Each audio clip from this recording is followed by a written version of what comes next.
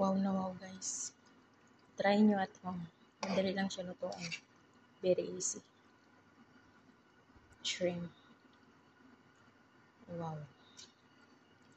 Super delicious. Creamy. Creamy-licious siya guys. Sarap. 1, 2, 3, come on!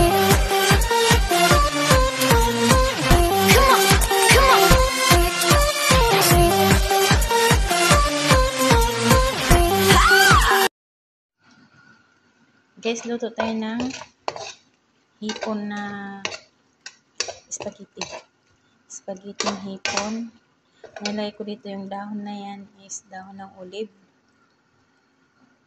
Olive leaves. Tapos yan shrimp, mantika, at saka paprika na powder, paminta, asin, Maggi. Ito lang siya. Ginisa na natin yan within 10 minutes and then i-remove natin. And then next is just a few minutes. Okay. Hindi ko na napakita guys. Nagmamadali kasi ako. Okay. Sa parehong kawali naglagay ako ng butter. I-liquid muna natin. Matapos nito is yung tomato paste at saka cooking cream. Yan po, next. Ito yung ating shrimp. Nasit aside ko na siya. Nag-liquid na yung ating butter, guys. Ilagay na natin yung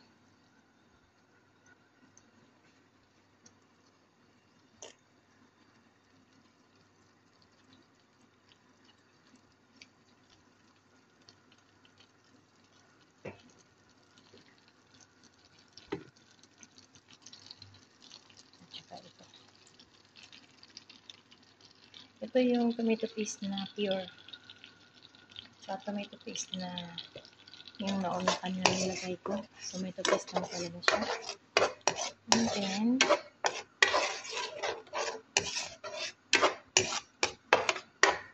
easy cook siya guys. Lagyan natin ang asin. Ayan, Maggi na kalahati lang. Paminta. Mix na natin. Sa konting asin. Mix na natin.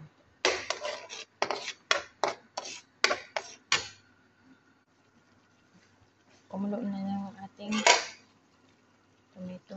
And then, cooking cream. Ang nilagay ko na cooking cream guys is kalahati mismo doon sa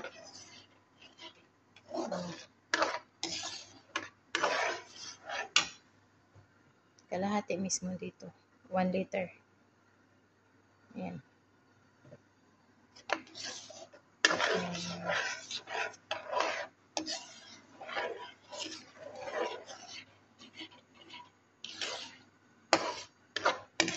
Ayan, wala natin siyang lumapot. Saka natin ilagay ulit yung shrimp.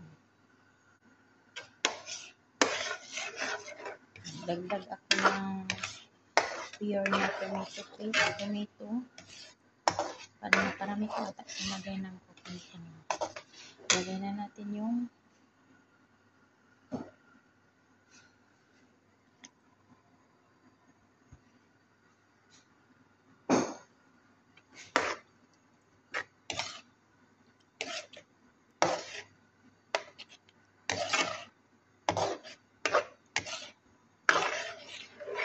pinaputin lang natin guys at saka ilagay natin yung spaghetti noodles.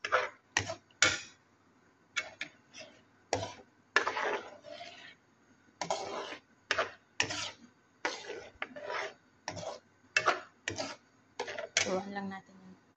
Ito na guys. Nilagay na natin yung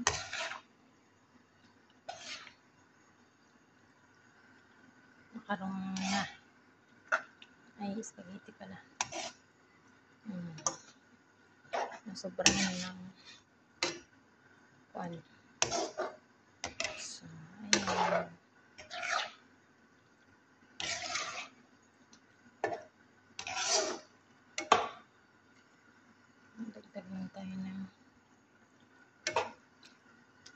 asin. So, ito na yung ating